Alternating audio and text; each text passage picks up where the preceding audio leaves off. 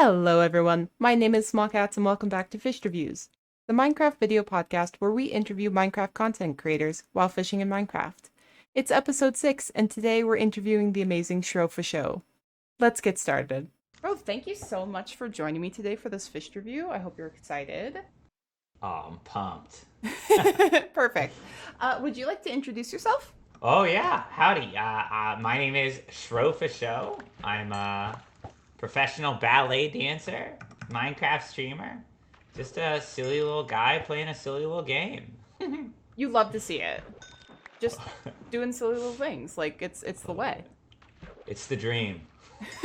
Truly. Okay, so you're a professional ballet dancer. How did you end up in that profession? Have you been dancing like your whole life, basically? I have, in fact, been dancing my whole life. Pretty much as soon as I was potty trained, my parents were putting me in it. They were big theater majors in college and got really close to the studio in town. Of it, they always need extras. They need a Drosselmeyer for the Nutcracker. They need a King for Sleeping Beauty. Like there's always spots for extras in ballet, and my parents got on top of that, and then did that all through college. And then when I was born, they put me in dance, and I hated it at first, but I just stuck with it, and now I'm doing it for my job. That's amazing. What's your favorite ballet and least favorite ballet dance? I'm sure this is about to be a whole thing that I've started. Oh no. I really like Giselle. I think it's a really beautiful story. Well, it's tragic like most ballets, but it's a beautiful story. It's got beautiful music, it's got beautiful dancing. And I think my least favorite ballet would be probably Nutcracker, just because we do it every year. Gotcha. So it's like one of those ones that like everybody does it all the time. So it's Oh yeah. just you've done it too many times at this point. Exactly. And it's one that you do it every year, and it's the one that you do the most performances of. Like, if I only do 5 performances of Sleeping Beauty, we're doing 20 performances of Nutcracker all through December. So you're just, whew, it's exhausting work.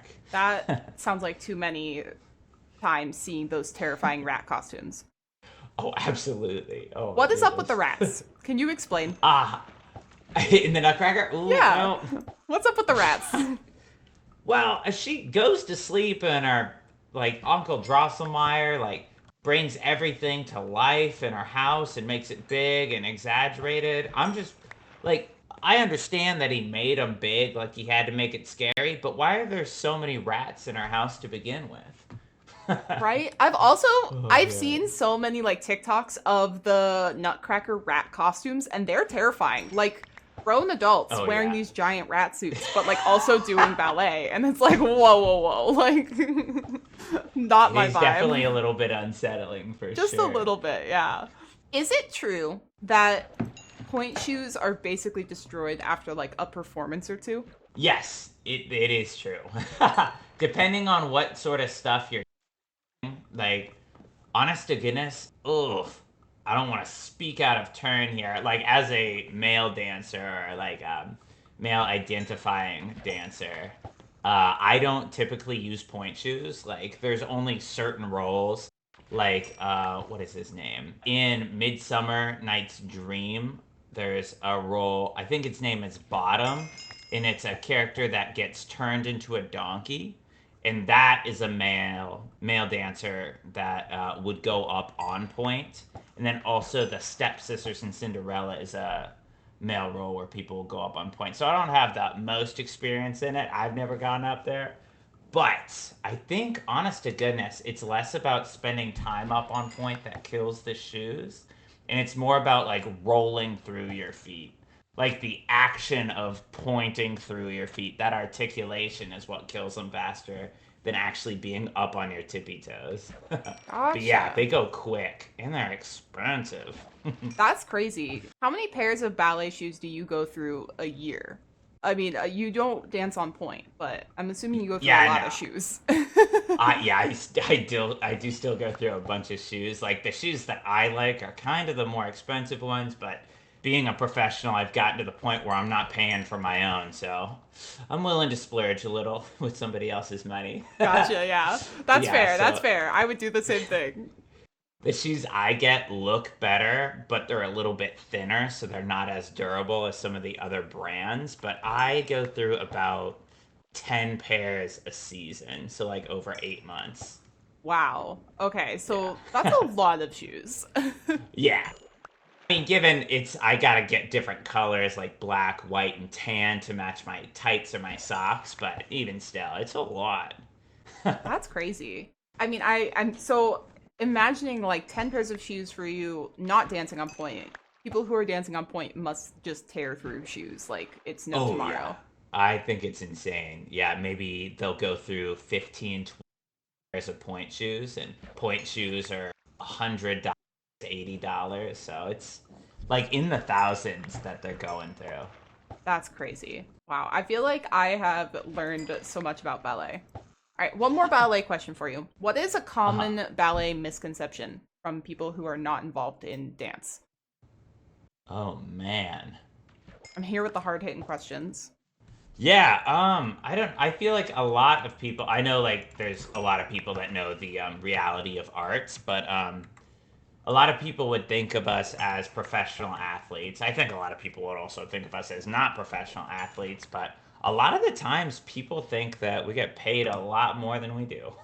Gotcha. So yeah, we do not get paid the same as like a professional sports team would, but regardless, we're able to live the dream. So it's not something I concern myself with too much. Gotcha. So, switching gears a little bit, how did you get into Minecraft? Well, I started playing Minecraft back in 2017. That was my first year playing. Okay. And I had a buddy, like I was living in Nashville at the time, and I had a buddy that I worked with at the ballet, and we would like get home, we were roommates, and we wanted like a game that we could play together, like split screen on my PlayStation. And Minecraft and like Rocket League were kind of the things we did. And just like a lot of people, we just went through that phase of like 3 months where we would play nonstop. Hmm. And it was like that sort of thing where we would build these wacky things and then not play for forever. And then another year we would do the same thing. And then eventually I started like watching Twitch because I was doing school, so I was at my computer a lot and I started watching more Minecraft creators, and that's when I really started playing it as my main game. So, was this your building a house out of solid diamond blocks era of Minecraft, basically?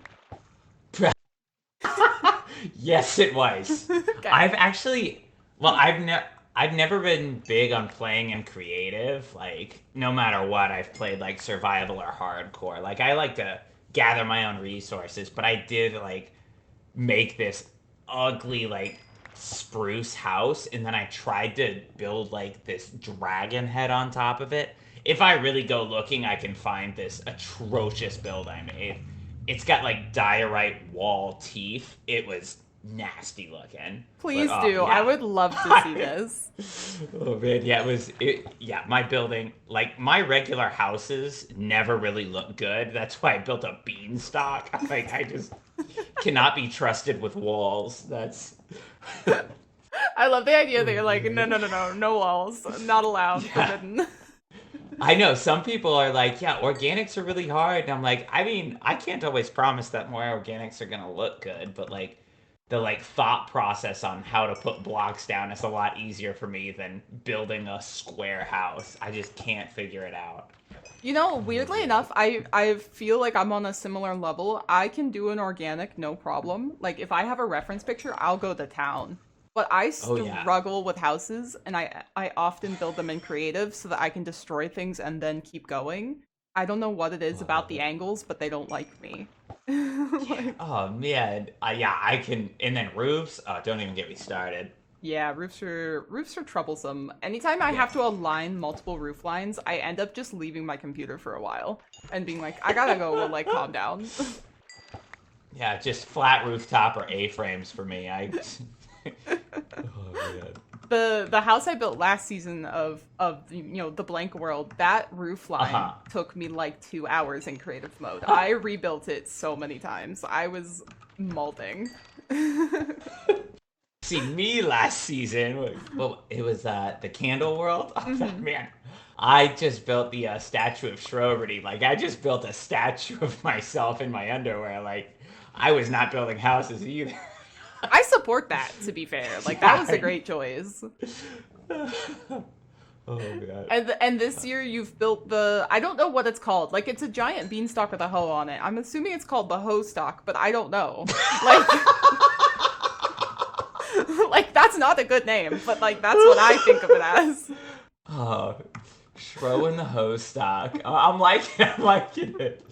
I know. I had a vision of like putting a giant peeking out over the cloud, but holy cow, I need way more glass to finish that cloud. I like put like 3 stacks of glass down, and that thing is still tiny. And I'm like, oh man, I need more sand. You're gonna have to do a lot of villager trading, I think. With Yeah. with the fact that the sand on this world is rapidly being eaten by the border. I think villagers are your only bet. Like, I gotta be honest, I think all of the sand is gone. Like, yeah. we've lost all our deserts and the mesa at this point. Yep. The only sand left is like basically the sand in the river, and I'm sorry, but you can't have it. Like, I need that. For sure. My Fishterviews. Like. So, silly Minecraft question.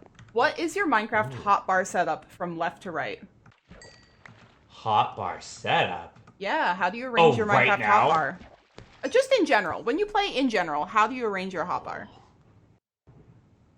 Oh man. I think usually, like if I'm just playing, like if I've got all my tools readily available. Yeah, right? yeah. Like in a normal gotcha. world, not in one where you might only have a fishing rod like me. Gotcha. Yeah, no, I've got a sword, I've got a stack of cooked salmon, and a fishing rod right now, but usually I go, I think silk touch pick, fortune pick, shovel, axe, hoe. I think that's my main thing, and then I've always got a bucket of water, a stack of food, and like a shulker box, I think. Nice. I support the #1 slot being silk touch pick. I think that is the correct answer. Just for that slot, silk touch pick, for sure. Oh yeah, I've always got both picks on me. Or not right now. I've got fish and a sword right now, but yeah, usually I've got most of my tools. Love the silk touch one. Truly. Silk touch is the best enchantment, actually. Just because it means I can have an ender chest, and then therefore I have storage for all of the things I could possibly need in any situation with me at all times. Exactly. 27 different shulker boxes filling the ender chest. Oh, it's exponential. It's like a bag of holding at that point. Exactly. Are you one of those people whose ender chest has like different shulker boxes and they're like themed in some way? So you've got like, you know, your valuables and your tools. Are you one of those people, or do you have just an ender chest of chaos? I really appreciate the fact that you like thought I would be at all organized. No, I've got such random stuff in my ender chest. It looks like any other like chest monster. Like Perfect. I think on Dragonfell, the main server I play on, my ender chest has got like half a stack of seeds, like a couple stacks of random terracottas, like, and then I've got like stuff like rockets and extra carrots. But man, it is just full of crap. Like that hurts me so much. I know, it's rough. I know. I've got chest monsters everywhere over there. I'm just bad with it. I like played too much Vault Hunter, so now I'm like spoiled by an all-inclusive system. Right? If you take a break from vanilla Minecraft and go to something like Vault Hunters that has like a storage mod, coming back to your normal Minecraft storage is painful. It's like, what do you mean I can't just instantly transfer the thousands of items in my inventory into the appropriate chests? Like, why? Like, why not? And I made this huge storage room. I labeled everything, and even still, I get so lazy, I'm just dumping it. Mm-hmm. I'm bad about leaving shulker boxes everywhere too. Like I have to go make more shulker boxes anytime I start a project because everything's just full of random junk. No. Oh man, this hurts me so much. I can't. That's why I just didn't even go to the end on this world this season. You wouldn't leave shulker boxes full of seeds and stuff scattered everywhere. Exactly. Like, I think Ginger, like, gave me, like, 3 shulker boxes worth of shells, and I was like, all right, I'm good. I'm not doing anything else. Ugh. Fantastic. Truly. I'm stunned at the idea of going and making new shulker boxes instead of just empty your other ones. Like, There's my chest monsters get full. There's nowhere to put all this stuff. oh my gosh. That's amazing. So, you mentioned Dragonfell. Do you want Yes. to talk about how you ended up on Dragonfell and kind of tell the listeners a little bit about that server? Oh, absolutely. So I had never played on a server before, and when I joined Dragonfell, I had been streaming about 2 months, maybe 3 months. Okay. Like, I started in August of 2022, and I joined in October of 2022. But yeah, I had been playing, and I just started having a little bit of overlap with the Dragonfell community. Like, I met Professor Mad Monkey, I met Rogue, who are both admins over there, and they were really awesome. But at that point, I was only playing hardcore Minecraft on stream. I mean, mind you, I am horrible at hardcore Minecraft. I never made it past like 500 days. I beat the end dragon one time in like the 6 months that I streamed hardcore. Like, I am not good, but that's all I did. And I was like, Rogue said something about like, oh, how, like, would you be like opposed to joining a server? Like, well, this is before I even knew what Dragonfell was. I only knew about like Rogue and everybody on it. But yeah, and then all of a sudden he's like, hey, can I call you for a voice chat? And I was like, what? And I thought I was in trouble. I didn't know what I did. I was like, oh, I'm still new to streaming. Did I step on toes? Did I do something I wasn't? Did I poach some viewers? I had no idea. And he was like, oh, do you want to do a server tour? So I did a tour of the server, and that was crazy. Because I had, like, other than my buddy that I started playing Minecraft with, I had never been in a world where anybody else did anything. Mm-hmm. So I went from like being in a place where there was like maybe 2 buildings tops because I never built houses to like having these giant structures of crazy things everywhere. Like, the Dragonfell season that I watched, Mankey Hamster came in and made 3 giant dragons around our shopping district, and it was kooky, crazy, bonkers. And it was just, Classic Mankey. yeah, classic Mankey. He like wasn't even on the server. He just joined for a couple days to like put some dragons out there. No big deal. Yeah. So like it was just bonkers. So yeah, that's like how I joined, and then the new season started, and I am doing something completely different. It's just nice to be like around people that have different styles than you and different skill levels than you that can like push you to try to do more things. So Mm-hmm. yeah, super nice. So Dragonfell is a Hermitcraft style SMP, correct? Like you have a shopping Yes, district and you kind of set it up that way. correctamundo. Do you enjoy that style of SMP with the shops and everyone kind of building their own farms and that sort of style?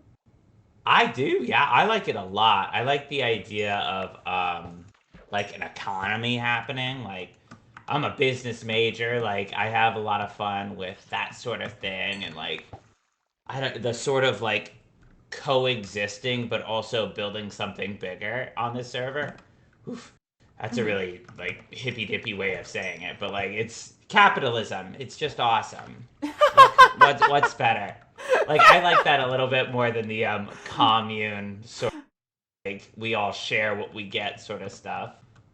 Mm-hmm. But yeah, I do. Like, I've made a couple shops over there, and they're doing kind of well, and I like the idea of like helping other people out, but also getting something for it. Like, I like the idea of being the richest person on the server. Mm-hmm.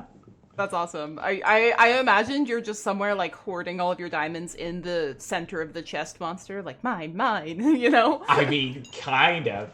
I've got like a whole stack of netherite. Amazing. But yeah, that's why I just got my diamond hoe on display. There are 50 diamond blocks on that thing.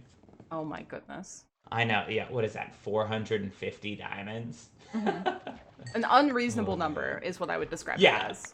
I know. Luckily, I had some help from a couple other people on the server for mining them up, but If you saw my mine out there, I think it's past the border, but oof, I was just following chunk borders and mining all the way from like corner to corner on the border. I like that that's what you decided to do. You're like, I'm just going to mine as many diamonds as I physically can and build a giant hoe.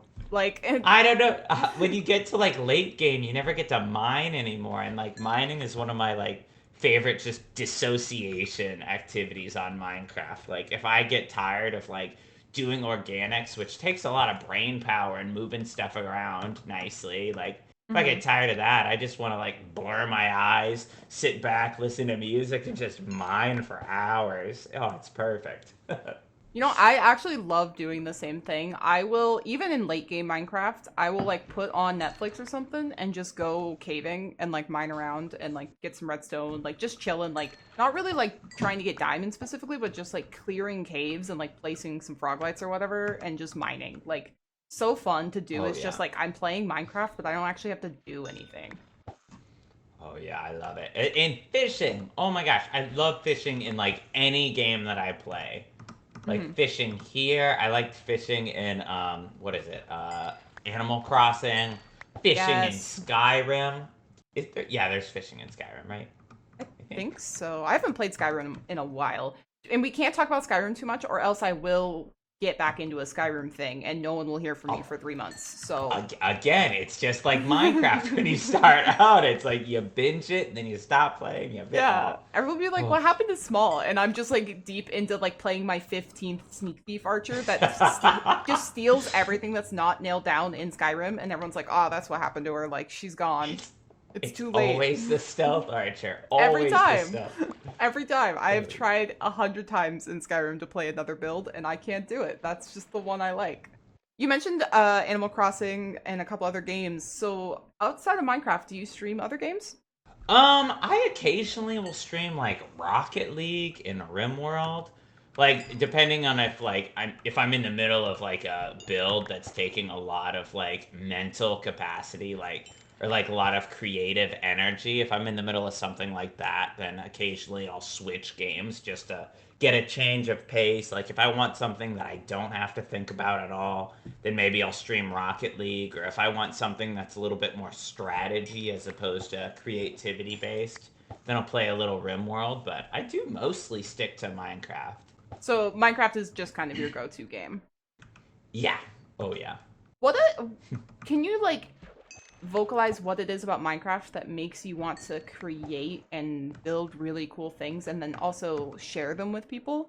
I think it's like the idea of like just like I think this is why I like organics so much too. Or maybe I like this sort of thing because I started working with organics. But I like the idea of taking a step back, throwing on shaders, and looking at this giant thing that I've created and being like, you know what? I put all of that down, block by block, built this up, brick by brick, one block at a time. Like this, like being able to look back at like 2, 3, even 10 hours of work on something and say, I did that, and now I get to like enjoy just seeing it all the time. It's so cool. Like especially like when you get a whole area going, like you get like 6 or 7 big builds and you just get to walk through it, and all of a sudden you've created this whole society that you just get to live in. It's like the Sims neighborhood. It's like it just becomes real life, and it's just a little escape. Yeah. Like Minecraft does offer a lot of escapism if you're creating builds that are very cohesive, especially. Changing topics again, Anya, just to keep you on your toes. But not point shoes, just toes. Just my toes. Oh, got it. Just toes. Toes. So this is Border World. Toes. I'm sorry. Yeah. We are officially at the period of the interview where we're going off the rails. We're gonna talk about toes. No, I'm kidding. That would be too far, I think. Just scare everyone into ending listening to this interview. Rubik's messages me after it goes live and it's like, why did you do that? Why would you do this? How many toe related questions do you have? Perfect. 17, but I mean... Okay, perfect. You see, I was born with 8 toes, but now I'm back up to 9. So, like, slowly but surely, we're making it up to the regular 10. Where did you get the ninth one? Huh? Where'd you get it? How'd it get there? What do you mean? Oh, a couple of trades. I know a guy. Ah, that checked out. Well, anyways, so you were on Candleworld, now you're on Borderworld. Do you want to talk about the Candleworld experience and how Candleworld has influenced you and how you play on Borderworld? Oh yeah, I mean, I I have to admit I was not the most active person on the Candle World. I played oh yeah, I was doing I think a subathon on the very first day. So I was like 12 hours into a 24-hour stream when Candle World dropped. So then I played on it, and then all of a sudden I'm like holding down the fort. I'm like 22 hours into my subathon, and I'm the only person online, and I'm like, oh my gosh. And I'm just trying to do like basic stuff like mine and get my enchants. And but I always had like the dream to make a Statue of Liberty that looked like me. And I knew that was my plan right off the bat. Is I wanted this one thing that I could be known for on the server, and I don't think anybody else made a giant idol of themselves. So I think I succeeded in that. But the same thing here, like it was another one of those. I want to put something up as quickly as possible so that everybody can see it, so that everybody can like have fun with it. Like I don't know, like and then also what is it? It's one of those things where we had such limited space, so I wanted to build something as straight up as possible. So, in wanting to build one thing that I could get up quickly, that I could be known for on the server, and having to build straight up because there was no room to build outward, I like came up with the Beanstalk idea. And so, yeah, I think having that sort of urgency to build something has definitely changed the way I like go about things, and I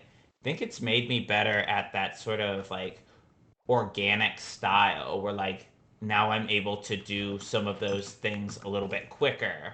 Like Hmm. what as opposed to like taking half an hour to figure out if I want to move my shape a little bit to the side, whether I want it to keep going up in the same direction, whether it's time to taper it on one side or the other, or just straight up. Like, I feel like I'm able to make choices like that a lot quicker because we've been put in this situation where there's a deadline on our build. So it's really helped me, I feel like, grow as a builder to be on a surface like this. I think that's awesome to hear that it's provided like such an opportunity for you to expand your skill set in that way. Oh, yeah. Shout out Rubik's. Yeah, absolutely. Rubik's is amazing. We love Rubik's. How do you feel about the fact that just like Candle World, Border World is going to end and your giant beanstalk is going to be gone forever?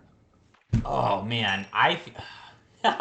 It obviously hurts a little bit. Like, it's one of those things where in the ideal world, I would definitely want a world download at the end, but obviously we don't get that. It's gone forever. Wah, Hmm. wah. But even still, like as long as I get some screenshots, especially of all the amazing things that are going around it, like I'll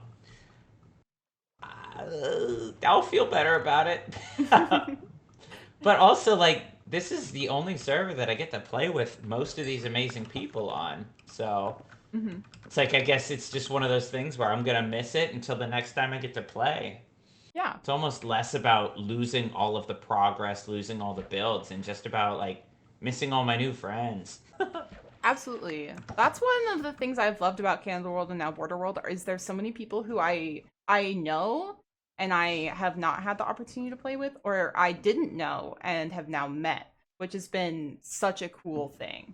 I know there were some people when I hopped on the server, and it was like, oh, they're live, and I was like, I have never even met this person before. I know I'm not following them on Twitch. Hmm. Like last time, it was I think during the Candle World, it was like Rin and Origami that I met for the first time, and Yeah. now I'm like popping in and saying hello every time. And now this time, I think it was when I started to help dig out the main community center area. I met Loopy for the first time, and Loopy is just fantastic. Loopy Like, is such a sweetie.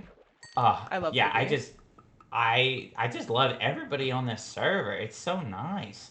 Everybody's so willing Yep. to help. Everybody's like here for each other. Everybody's making content with each other. It's just fantastic to be a part of something like this. I 100% agree. I've been having way too much fun. Like, especially having the opportunity to chat with everyone one on one like this has been way too cool. Like, Oh, I bet. so outside of Twitch, do you make Minecraft content anywhere else? Do you do TikTok or YouTube or anything like that?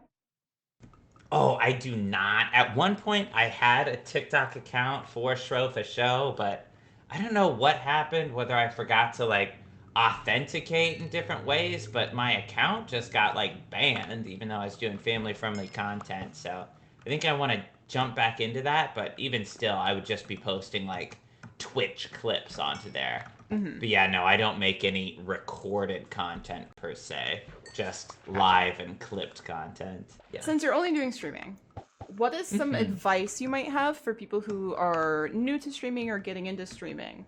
And like things that you've learned from the experience? Oh man. Well, for me, one thing that I feel like I've struggled with a lot, and one thing that I feel like even if I make progress on it, I always like go back a little bit, but as long as you're building the foundation on the thought that the viewer number just doesn't matter. Mm-hmm. Like as long as you've got like a core group of people or even like enough like belief in the content that you're making, that viewer number doesn't matter. Like it'll fluctuate, it'll go up and down depending on the year, depending on what other people's lives are doing, depending on like sort of situations that are happening on Twitch. Like the viewer number just does not equal your worth. And again, that's something that I have struggled with a lot. And Mm-hmm. everybody's like, oh, just like hide it, turn it off. And I'm like, well, no, because how can I attribute my worth to it if I'm not looking at it? And then I'm like, oh, I caught myself, like stuff like that. But yeah, no, it's just, it doesn't mean as much as you think it means. Mm-hmm. No, I'd agree 100%. I turned mine off after like the first 2 or 3 months that I'd started streaming, and I've never turned it back on. And I really try hard to ignore like the emails that Twitch sends me after the stream with like my stats.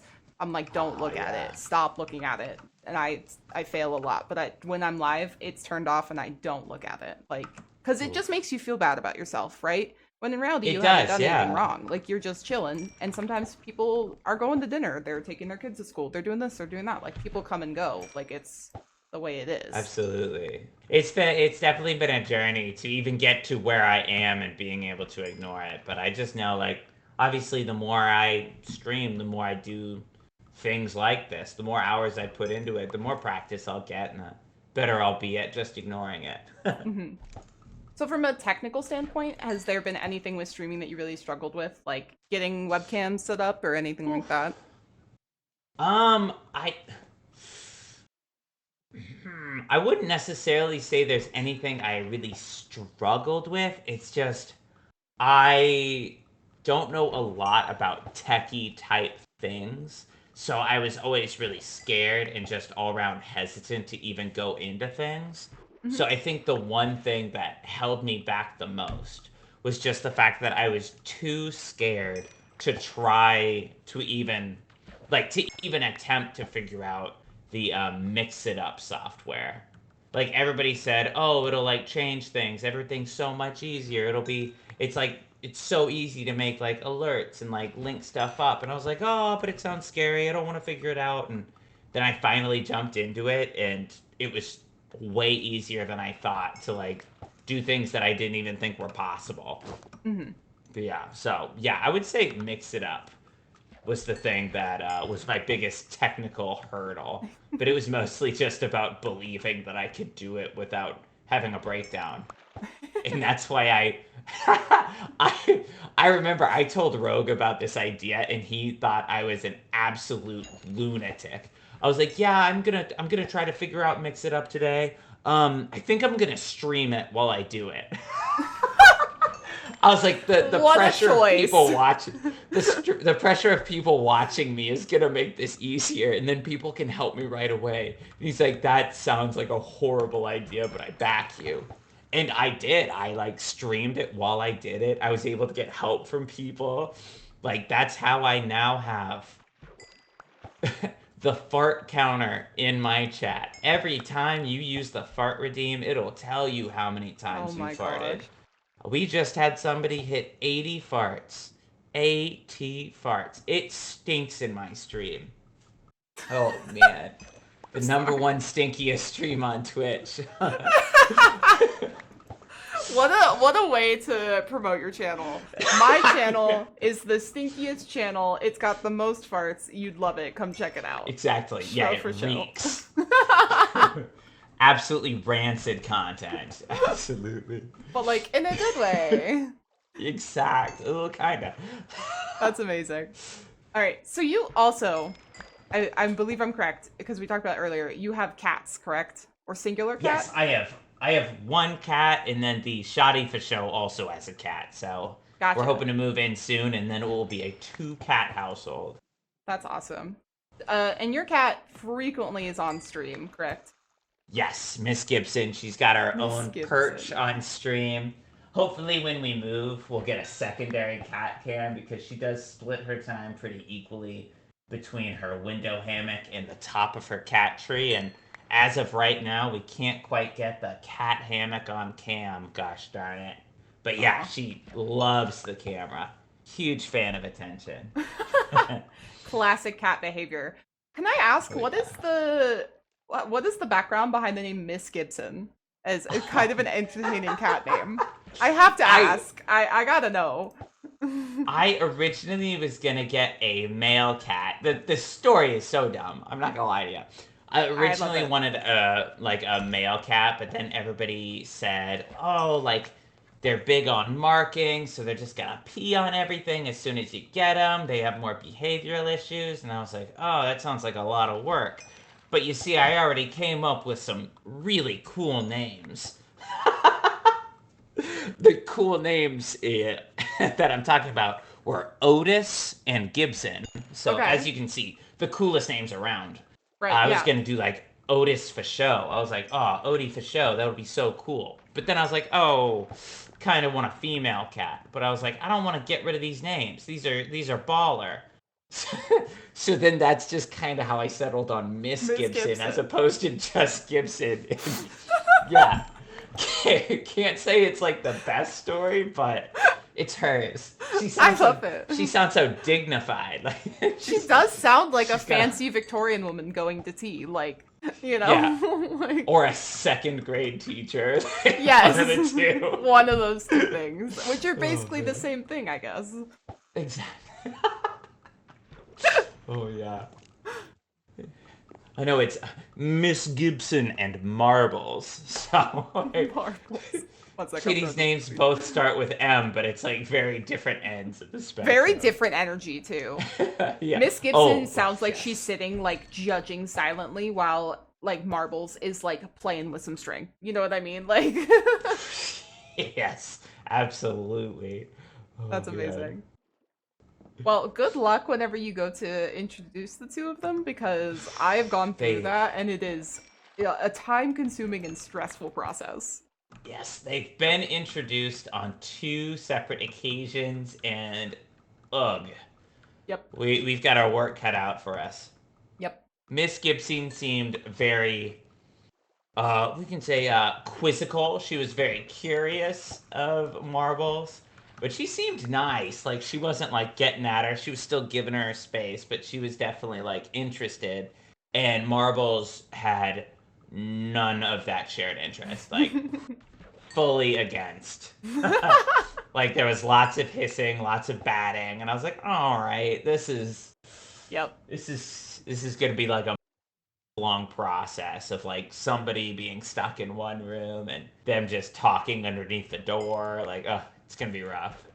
Yeah, when we introduced our newest cat to our girl cat, and for context, our one girl cat Wednesday is a menace and hates everyone but my fiance and I. It like genuinely despises most other people. She like my mom will come to visit and she just hisses at my mom for like an hour from across the room. Like she is not nice to other people. So when we got the other cat, I was like, this is gonna go badly. So the poor little guy, Grim, our second one, he lived in my office for basically like 2.5 months before then we Aw. swapped them, and Wednesday lived in my office for a month and he had roam of the house. And then we finally started introducing them to each other, like while my partner was like desperately holding on to Wednesday, being like, don't kill the baby. It was a very long process before they could finally be in the same room together, and she still doesn't like him, but she puts up with him. You know, like Gotcha. they have the energy of like annoyed older sister, annoying little brother. It's very funny. So like, good luck. Yeah. Ugh. I don't know if girl and boy cats are different in the way that they interact. Like if a girl and a girl would be better with each other. But yeah, Marbles and Miss Gibson, I'm hoping they're gonna be pretty good. I think Marbles is a little over a year, and Miss Gibson just hit 4 years old. Okay. But both of them were rescues, so we don't know for sure when they were born. But Yeah.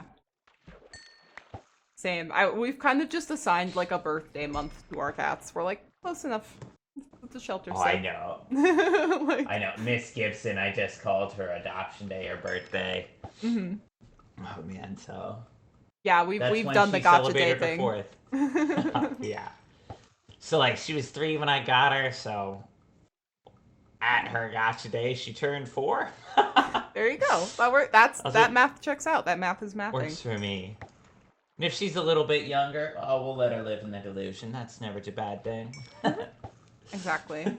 You never ask a lady her age, so. Exactly. And she is Especially not a very Miss fancy Gibson. lady, yeah. Exactly. Well, Shro, we are coming up on about 40 minutes, which is where we've been kind of ending all the interviews. So thank you so much for hanging out and chatting with me today. I hope you had a great time. It was so fun and very interesting. I've learned a lot about ballet. Oh yeah, And I had a amongst other fantastic things. time. Oh, I'm so Thank glad you to for hear that. having me. Absolutely. Before we go, would you like to let everyone know where they can find you out on the internet? Hey yo, for sure. You can find me on Twitter at SchroFoSho. That's SchroFosho. Or Twitch at twitch.tv/SchroFoSho. How do you spell the noise? What letter is that? It's actually a silent. Okay, good to know. Good to know. Okay. For sure. I'm big on dramatic effect. I'm here for it. I love it. Oh, yeah. Well, sure. Thank you so much for hanging out. It was a blast. Thank you. All right. Bye. Bye.